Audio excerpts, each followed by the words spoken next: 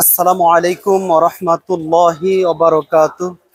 সম্মানিত ভাই বোন, এই দুনিয়ার জীবনটা হলো অত্যন্ত ক্ষণস্থায়ী একটা জীবন। এ সম্পর্কে মহান আল্লাহ তাআলা বলেন, বাল তুসিরুনাল হায়াতাদ দুনিয়া ওয়াল আখিরাতু খায়রু ওয়া আবকা।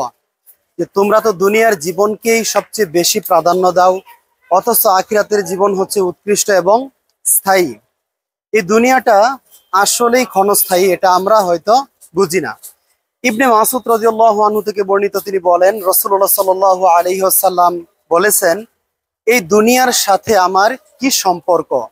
এই দুনিয়ার দৃষ্টান্ত হলো যে গ্রীষ্মকালের রোদের মধ্যে একজন অশ্বারোহী পরিশ্রম ক্লান্ত শরীর নিয়ে একটি গাছের নিচে বসে কিছুক্ষণ নিদ্রা যায়, তারপর বিশ্রাম করার পর আবার সে স্থান থেকে ত্যাগ করে চলে যায়। এটাই হলো দুনিয়ার জীবনের উদাহরণ।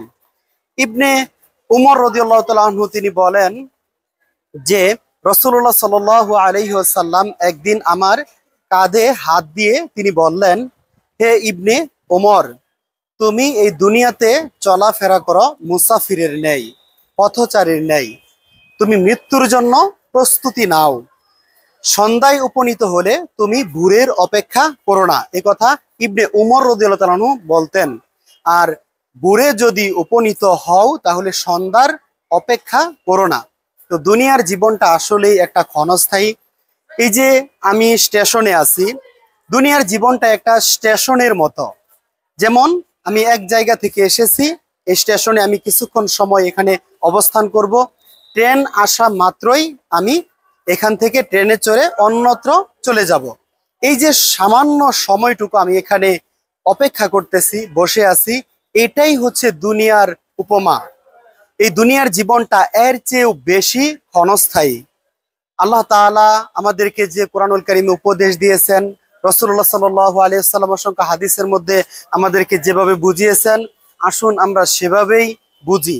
দুনিয়ার জীবনকে আমরা প্রাধান্য না দিয়ে আসুন আমরা আখিরাতের জীবনকে সবচেয়ে বেশি প্রাধান্য দেই। আল্লাহ তাআলা আমাদেরকে এই দুনিয়ার জীবনকে এবং আখিরাতের জীবনকে, দুই জীবনকেই খুব সুন্দরভাবে বোঝার জন্য তৌফিক দান করুন, এবং আমরা যেন আখিরাতের জীবনের জন্য প্রস্তুতি গ্রহণ করতে পারি। আল্লাহ তাআলা আমাদের সেই তৌফিক দান করুন। আমিন ইয়া রাব্বাল আলামিন।